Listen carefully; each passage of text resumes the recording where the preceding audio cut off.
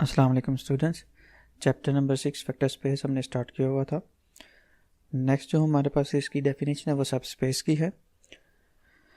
A non-empty subset W of a vector space V over a field F is said to be a subspace of V if W is itself a vector space over the field F। कोई भी vector space V का subset W जो है वो इस V का subspace कहलाएगा अगर W itself क्या होगा, एक वेक्टर स्पेस होगा। ये इसकी सब स्पेस की डेफिनेशन है। तो कोई भी आपके पास वेक्टर स्पेस V हो वो दो अपनी सब स्पेस ज़रूर रखेगा, ठीक है। एक तो वो इटसेल्फ होगा और एक जीरो वेक्टर, क्योंकि हर वेक्टर जो है या हर जो सेट है वो हमारे पास क्या होता है, अपना सबसेट होता है। तो इसलिए V जो है वो इटसेल्फ क्या होगा, एक सब स्पेस होगा, और जो ज़ीरो वेक्टर है वो भी क्या होगा, दूसरी उसकी सब स्पेस होगी। तो हर वेक्टर स्पेस के लिए दो जो है सब स्पेसिस ज़रूर एग्जिस्ट करेंगी, इस वजह से इनको हम ट्रिवियल सब स्पेसिस कहते हैं। इनके अलावा जो भी सब स्पेस होगी वो नॉन ट्रिवियल सब स्पेस कहलाएगी। ये नेक्स्ट हमारे पास एग्जांपल है, this space P N of X having all polynomials of degree less than equal to N including zero polynomial is a subspace of the space P of X of all polynomials. एक हमारे पास vector space है P N of X, इसको हमने class में prove भी किया था कि ये हमारे पास वेक्टर स्पेस होती है और इसमें वो तमाम पॉलिनोमियल्स मौजूद होते हैं जिनकी डिग्री या तो एन होती है या एन से लेस होती है। तो इसमें जीरो पॉलिनोमियल मौजूद था, ठीक है।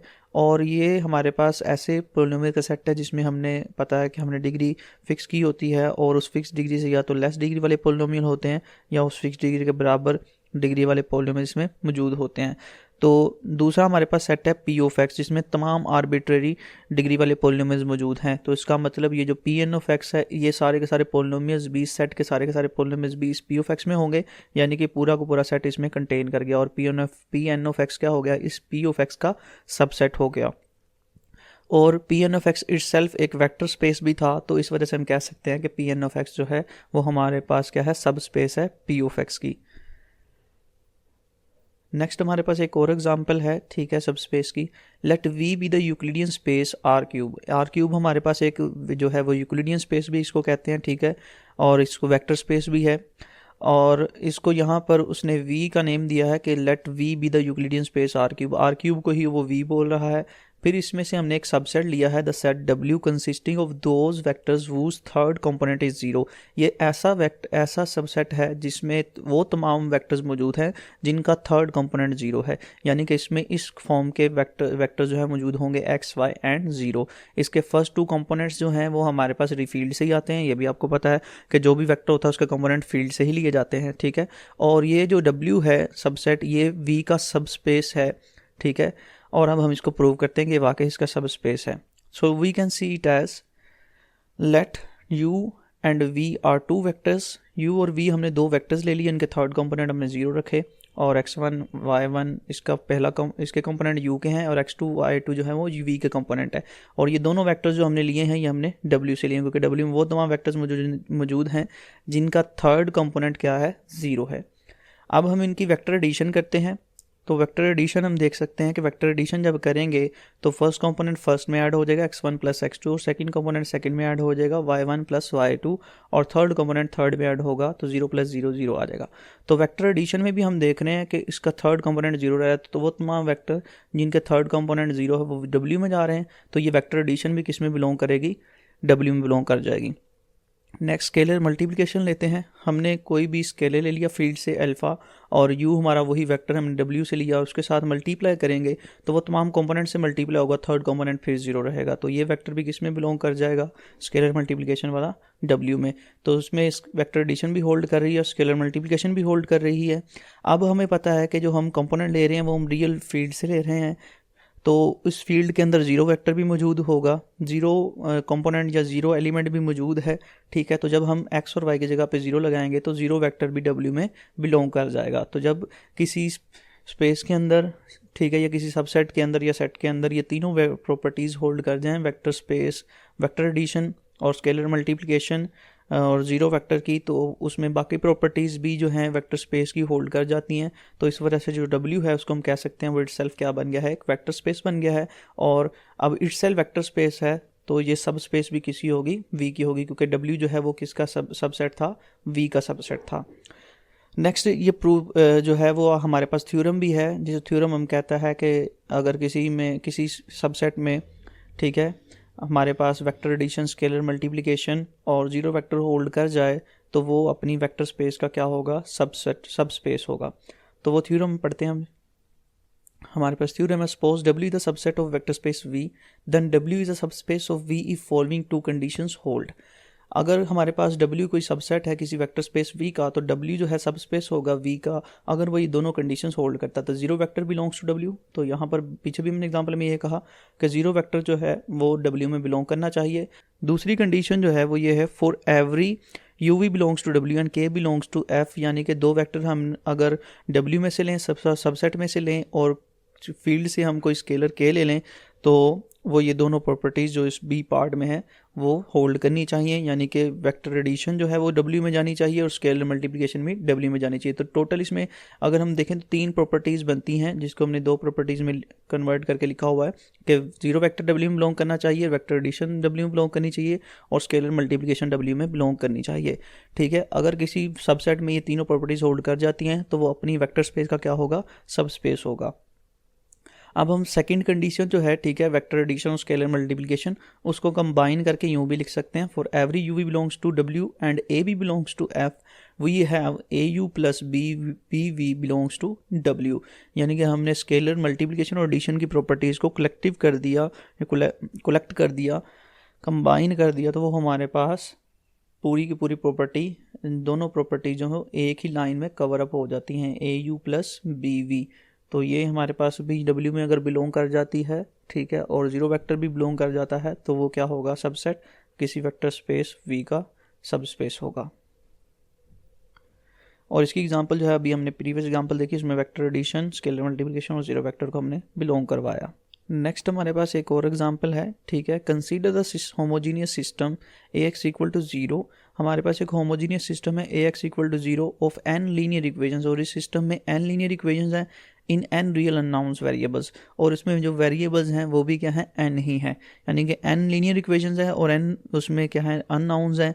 और ये बना रहे हैं हमारे पास होमोजीनियस सिस्टम। होमोजीनियस सिस्टम हम जानते हैं कि जिसमें कांस्टेंट टर्म्स सारी क्या होती हैं, जीरो होती हैं, जस्ट अननाउंस और उनके कोफिशिएंट्स मौजूद होते हैं।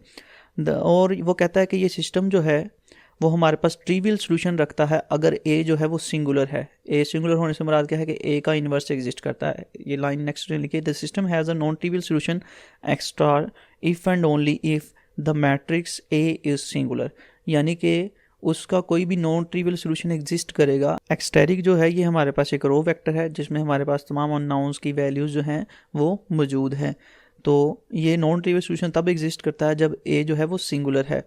नेक्स्ट वो कह रहा है कि so suppose that A is singular N cross N matrix. वो कह रहा है अब हम सपोज कर लेते हैं कि एक जो है वो एक सिंगुलर मैट्रिक्स है एन ऑर्डर का।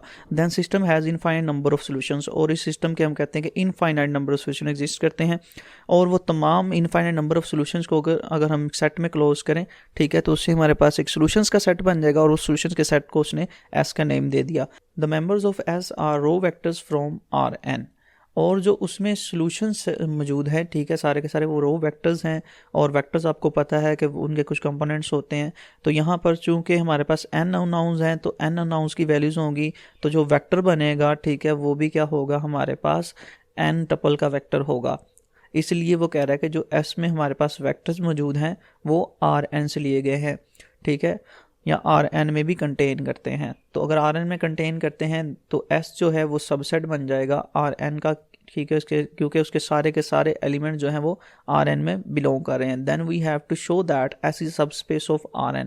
अब हम देखते हैं जो S है हमारे पास वो इस फॉर्म में होगा, ठीक है, इसमें जो है वो x एलिमेंट्स यानी कि वेक्टर्स होंगे कुछ, और वो वेक्टर्स जो हैं उनके कंपोनेंट्स होंगे, और वेक्टर्स जो हैं वो n टपल के हैं, ठीक है। क्यों n टपल के हैं? क्योंकि हमारे पास जो सिस्टम ऑफ लीनियर इक्वेशन है उसमें n अननाउन वेरिएबल्स हैं, तो तमाम अननाउन वेरिएबल की वैल्यू जब निकालेंगे और उसको हम लिखेंगे सोल्यूशन सेट में, तो हमारे पास वो बेसिकली क्या बनेगा, एक रो वेक्टर बनेगा। और इस सिस्टम के एक सोल्यूशन नहीं एग्जिस्ट करता, इनफाइनाइटली मैनी सोल्यूशंस हैं। तो इसका मतलब है कि सारे के सारे वेक्टर्स जो हैं, जितने भी सोल्यूशंस के एग्जिस्ट करेंगे, ठीक है, वो तमाम वेक्टर्स जो हैं वो n टपल्स ही होंगे। और उनके कंपोनेंट्स जो हैं वो हम रियल फील्ड से लेते हैं, ये आप पहले ही जानते हैं। अब हम यहाँ पर ये प्रूव करना चाह रहे हैं कि ये जो हमारे पास सेट ऑफ सॉल्यूशंस है, इनफाइनाइट सॉल्यूशंस है, जिसको हम एस कह रहे हैं, ये सब स्पेस है Rn की। Rn की सब स्पेस क्यों? क्योंकि ये सारे वेक्टर्स जो हैं ये Rn में भी बिलोंग करते हैं, Rn में भी यही n टपल के वेक्टर्स होते हैं, ठीक है। तो इसका मतलब है S जो है वो Rn का सबसेट है। अब हमने ये प्रूव करना है कि ये सबसेट जो है वो उसका सब स्पेस भी है। तो थ्योरम के अकॉर्डिंग हम चलते हैं, वेक्टर एडिशन करते हैं सबसे पहले। अब जो है हमने दो वेक्टर्स ले लिए S में से, ठीक है। इन वेक्टर्स की जस्ट हमने सिंबल लिखी हैं, इनकी कंपोनेंट जो n तक हैं वो हमने नहीं लिखे, वो अंडरस्टूड हैं। अब हमें ये भी पता है कि ये अगर ये हमने जो S से लिए हैं, ठीक है, दो एलिमेंट्स x और y, ये सॉल्यूशंस हैं उस सिस्टम ऑफ लीनियर इक्वेशन का। और सॉल्यूशन क्या होता है कि जब हम अननोन वेरिएबल्स की जगह पर सॉल्यूशन की वैल्यूज़ को लिखते हैं तो वो इक्वेशंस को सेटिस्फाई कर देता है, यानी कि उसकी लेफ्ट हैंड साइड को बराबर कर देता है राइट हैंड साइड के। तो जब हम इन वेक्टर्स को उस सिस्टम में लगाएंगे तो वो उसकी लेफ्ट हैंड साइड को राइट हैंड साइड के बराबर कर देता है। अब जो उसकी राइट हैंड साइड होती है होमोजेनियस सिस्टम में, वो तो पहले ही जीरो होती है क्योंकि उसमें कॉन्स्टेंट्स जीरो होते हैं। तो जब हम अननाउंस की जगह पे वैल्यूज़ को लगाएंगे तो वो भी क्या हो जाएंगे? जीरो। तो इसलिए हम इस सिस्टम के अंदर ax इक्वल टू जीरो के अंदर, इस होमोजेनियस सिस्टम में जब x वेरिएबल को x वेक्टर को लगाएंगे तो उससे भी हमें जीरो आंसर मिलेगा, यानी कि इक्वेशन सेटिस्फाई हो जाएगी। और जब हम y को लगाएंगे तो उससे भी इक्वेशन सेटिस्फाई हो जाएगी, a y भी क्या हो जाएगा? जीरो हो जाएगा। अब अगर हम इन दोनों x और y के एडिशन को a से मल्टीप्लाई करवाएं, इनके सिस्टम में पुट करें तो सिस्टम पे क्या इफेक्ट होता है ये देखते हैं। तो हमारे पास ax प्लस ay आ जाएगा डिस्ट्रीब्यूशन लॉ के अकॉर्डिंग। तो ax भी क्या है? जीरो, और ay भी क्या है? जीरो। तो ये भी जीरो हो गया। तो यहाँ पर भी हमारे पास सिस्टम ऑफ लीनियर इक्वेशन जो है वो सेटिस्फाई हो रहा है, ठीक है। तो हम कह सकते हैं x प्लस वाई जो है वो हमारे पास सोल्यूशन है इस पूरे होमोजीनियस सिस्टम का, ax इक्वल टू जीरो का। और अगर सोल्यूशन है तो वो सोल्यूशन सेट जो हमने बनाया हुआ सेट ऑफ सोल्यूशंस उसमें भी बिलोंग करेगा, यानी कि S में बिलोंग कर गया। S में बिलोंग कर गया तो इसका मतलब है S के अंदर जो है वेक्टर एडिशन होल्ड कर गई। नेक्स्ट हमने रियल फील्ड से कोई C स्केलर ले लिया और S से हमने कोई X वेक्टर ले लिया।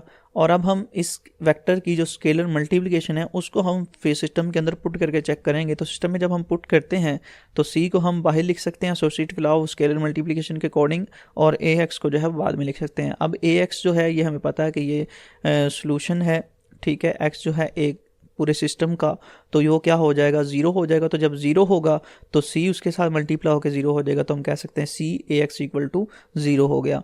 तो यहाँ पे भी सिस्टम जो है वो सेटिस्फाई हो रहा है, ठीक है, स्केलर मल्टीप्लिकेशन पुट करने पे भी। तो इसका मतलब जो स्केलर मल्टीप्लिकेशन ऑफ x है वो भी सोल्यूशन है सिस्टम का, और वो अगर सोल्यूशन है तो सोल्यूशन सेट में भी बिलोंग कर जाएगा।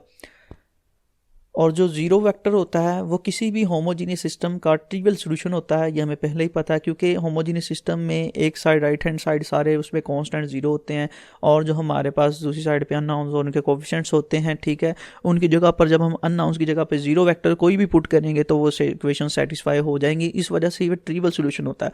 तो अगर ट्रिवियल सॉल्यूशन है तो वो सॉल्यूशन सेट में भी ज़रूर बिलोंग कर जाएगा। जो हमने एस सॉल्यूशन सेट्स बनाया हुआ है तो उसमें भी ज़रूर बिलोंग करेगा। तो तीनों प्रॉपर्टीज़ होल्ड कर गई हैं, स्केलर मल्टीप्लिकेशन भी, वेक्टर एडिशन भी, और जीरो वेक्टर भी। तो इस वजह से जो S है वो क्या हुआ? Rn का सब स्पेस हुआ। नेक्स्ट हमारे पास थ्योरम है, let U and W are two subspaces of a vector space V over a field F, then U intersection W is also a subspace of V। हमारे पास कोई भी U और W जो है दो सबस्पेसिस हैं वेक्टर स्पेस V की, ठीक है। तो इन दोनों सब स्पेसिस का जो इंटरसेक्शन है वो भी सब स्पेस होता है V की, ये हमें ये थ्योरम बता रहा है। तो इसको हम प्रूव करते हैं, ठीक है। Let W1 and W2 belongs to U intersection W। हमने W1 और W2 जो हैं वो दो एलिमेंट लिए हैं U और W के इंटरसेक्शन में से। अब अगर ये इंटरसेक्शन में बिलोंग कर रहे हैं तो इंटरसेक्शन में तभी आएंगे जब दोनों सेट्स में मौजूद हों, ठीक है। तो इसका मतलब है W1 और W2 जो है वो U में बिलोंग करेगा, और W1 W2 जो है वो W में बिलोंग करेगा, क्योंकि इंटरसेक्शन में वही एलिमेंट्स आते हैं जो दो सेट्स में कॉमन होते हैं। तो इस वजह से W1 W2 अगर इंटरसेक्शन में है तो वो W1 W2 U में भी जाएंगे, और W1 W2 जो है वो W में भी मौजूद होंगे। अब इसी तरह से हमें पता है कि U और W जो है वो सब स्पेसीज हैं इंडिविजुअली, वेक्टर स्पेस वी की। तो इसका मतलब है कि ये हमारे पास जो सेकंड प्रॉपर्टी हमने ऊपर पढ़ी थी थ्योरम की, स्केलर मल्टीप्लिकेशन और एडिशन वाली, उनको भी सेटिस्फाई करेंगी तभी ये सब स्पेसीज हुई हैं, ठीक है। यानी कि हम यूँ कहें कि AW1 plus BW2 belongs to U and also AW1 plus BW2 belongs to W। यानी कि जो W1 और W2 हम एलिमेंट्स U और W में बिलोंग कर रहे हैं, इन दोनों एलिमेंट्स की जो है वो स्केलर मल्टीप्लिकेशन एडिशन भी होल्ड करेगी। तो यहाँ पर हमने स्केलर मल्टीप्लिकेशन एडिशन की, वो भी U में बिलोंग करेगी और W में बिलोंग करेगी, क्योंकि U और V जो हैं ये दोनों क्या हैं, सब स्पेसीज हैं। और ये हमारे पास बेसिकली वो जो ऊपर हमने थ्योरम पढ़ा है उसी की सेकेंड कंडीशन B पार्ट है। और सब स्पेसीज हैं तो जीरो तो डेफिनेटली इसमें बिलोंग करेगा ही करेगा। तो नेक्स्ट इसका मतलब इनमें बिलोंग कर रहे हैं, दोनों एलिमेंट्स यू में बिलोंग हैं, यू में मौजूद हैं, डब्ल्यू में मौजूद है, सेम एलिमेंट है। तो इसका मतलब ये सेम एलिमेंट जो है स्केलर मल्टीप्लिकेशन एडिशन वाला, ये इंटरसेक्शन में भी मौजूद होगा। तो अगर इंटरसेक्शन में मौजूद है तो क्लियरली बात है कि सेकंड कंडीशन जो है वो सेटिस्फाई हो गई है और हमारे पास यहाँ पर जीरो वेक्टर भी इसमें इंटरसेक्शन में मौजूद होगा, क्योंकि यू भी हमारे पास एक सब स्पेस है, डब्ल्यू भी क्या है, एक सब स्पेस। तो जीरो वेक्टर मौजूद होगा यू में भी और जीरो वेक्टर मौजूद होगा डब्ल्यू में भी, तो वो इंटरसेक्शन में भी क्या होगा, बिलोंग कर जाएगा। तो स्केलर मल्टीप्लिकेशन एडिशन भी बिलोंग कर गई और जीरो वेक्टर भी इंटरसेक्शन में बिलोंग कर गया। तो थ्योरम के अकॉर्डिंग हमारे पास यू इंटरसेक्शन डब्ल्यू जो है वो क्या हुआ, सब स्पेस हुआ वी का। नेक्स्ट हमारे पास एक डेफिनेशन है sum of two subspaces. Let U and W be the two subspecies of vector space V, then their sum is defined as U plus W is equal to U plus W, U belongs to U and W belongs to W। हमारे पास कोई भी दो सब species हैं U और V किसी vector space V की, उनका जो सम है वो हमारे पास इस तरह से होगा कि वो U प्लस W जो है वो पूरे का पूरा एक सेट होगा, उनका सम जो है वो हमारे पास पूरे का पूरा एक सेट होगा और उस सेट में जो एलिमेंट्स होंगे वो U और W के एलिमेंट्स को ऐड करके बनाए गए होंगे, ठीक है। यानी कि इस फॉर्म में होंगे U प्लस W, इसमें जो फर्स्ट एलिमेंट होगा वो W में से लेंगे और जो सेकंड एलिमेंट होगा वो हम W में से लेंगे, ठीक है। और इस तरह से हम एलिमेंट्स को U और W में से लेकर ऐड करते जाएंगे तो हमारे पास उन दोनों वेक्टर सब स्पेसिस का जो है वो हमारे पास एक सेट बनेगा जिसको हम कहेंगे सम ऑफ टू सब स्पेसिस। और ये हमारे पास क्योंकि U और W जो है वो सब स्पेसिस थी वेक्टर स्पेस का, ठीक है, तो इसलिए हम क्लियरली ये कह सकते हैं कि जो हमारे पास इनका सम का सेट होगा वो हमारे पास सबसेट होगा V का। अभी हम सिर्फ इसको कह रहे हैं कि ये सबसेट है, ठीक है, U प्लस डब्ल्यू V का। अब हम इसको प्रूव करेंगे कि ये जो U प्लस डब्ल्यू जो है ये हमारे पास इसका V का जो है वो सब स्पेस भी है, ठीक है। अभी हमने सिर्फ ये देखा है कि ये हमारे पास सिर्फ क्या है, सबसेट है V का। सबसेट कैसे है, क्योंकि हमारे पास U और V पहले ही सब स्पेसिस हैं V की, और जब इनकी एडिशन करेंगे, इनके वेक्टर्स को ऐड अप करेंगे तो वो वेक्टर स्पेस में क्लियरली जो है वो क्या करेंगे, बिलोंग करेंगे। तो इस वजह से जो हमारे पास एडिशन का सेट है वो क्या हो गया है, सबसेट है V का। अब हमने ये प्रूव करना है कि ये जो सबसेट है ये सब स्पेस भी है V का, ठीक है। तो उसको नेक्स्ट थ्योरम में देखते हैं हम। If U W are subspecies of a vector space V, then U plus V is a subspace of V containing both U and W. Further, U plus W is the smallest subspace containing both U and W. अब इस theorem वो कह रहा है कि अगर हमारे पास U और W दो सब स्पेसीज हों किसी भी वेक्टर स्पेस V की, तो जो हमारे पास उन दोनों वेक्टर स्पेसीज का जो सम है का सेट होगा U प्लस W, वो U को भी कंटेन करेगा और W जो सब स्पेस है उसको भी कंटेन करेगा, ठीक है। और जो इसमें नेक्स्ट बात बताई गई है, further W plus U is the smallest subspace containing both U and W। वो कह रहा है कि जो सम वाला सेट है दोनों सब स्पेसिस की, वो स्मॉलेस्ट सब स्पेस है V की, जो कि कंटेन करती U और W को। तो इस थ्योरम के अंदर बेसिकली तीन चीज़ें हैं जो प्रूव करने वाली हैं और बताई गई हैं। वो पहली चीज़ जो है उसको मैंने पर्पल कलर से हाईलाइट किया है कि U plus W is a सब स्पेस ऑफ V। के पहली जो बात वो कह रहा है कि U प्लस W जो है वो किसी वेक्टर स्पेस V का क्या है, सब स्पेस है। और दूसरा U प्लस W जो है वो कंटेन करता है U और W को, जिसको मैंने ग्रीन कलर से हाईलाइट किया है कि U भी U प्लस W में कंटेन होगा और W भी जो है U प्लस W में कंटेन होगा। और तीसरी बात जो इस थ्योरम में बोली गई है वो ये है कि U plus W is the smallest subspace containing both U and W, कि U प्लस W जो है वो स्मॉलेस्ट सब स्पेस है, ठीक है, किसी वेक्टर स्पेस V की। तो इन तीनों बातों को हम बारी बारी जो है प्रूव करते हैं और ये इंपॉर्टेंट थ्योरम है, इसका प्रूव लाजमी आपने करना है। अब कंटेनिंग का मतलब जो है, इस स्टेटमेंट को समझा देते हैं थोड़ा सा। कंटेनिंग का मतलब ये है कि U जो है वो सबसेट है U प्लस W का, और W भी जो है वो सबसेट है, और W भी जो है वो सबसेट है U प्लस W का। यानी कि U के सारे एलिमेंट्स U प्लस W में बिलोंग करेंगे, ठीक है। इस वजह से हम कह दें कि U किसका सबसेट है, अगर सबसेट है तो उसमें कंटेन कर गया, ठीक है। और इस तरह W के सारे एलिमेंट्स जो हैं वो U प्लस W में बिलोंग करेंगे, और अगर U प्लस W में है तो इसका मतलब है W जो है वो सारे का सारा U प्लस W में कंटेन कर गया। और नेक्स्ट बात जो हमने प्रूव करनी, ठीक है, वो हमने प्रूव करना है U plus W the smallest subspace of V। ये दोनों बातें जो लास्ट पे थी, जिनको मैंने ग्रीन और रेड कलर से लिखा था, मैं अलग करके भी समझा दिया, ठीक है। बेसिकली हमें तीन बातें जो है प्रूव करनी। सबसे पहले हम ये प्रूव करते हैं कि U प्लस W जो है वो सब स्पेस ऑफ V है कि नहीं। सो प्रूफ स्टार्ट करते हैं। पहली बात, U plus W is subspace of V।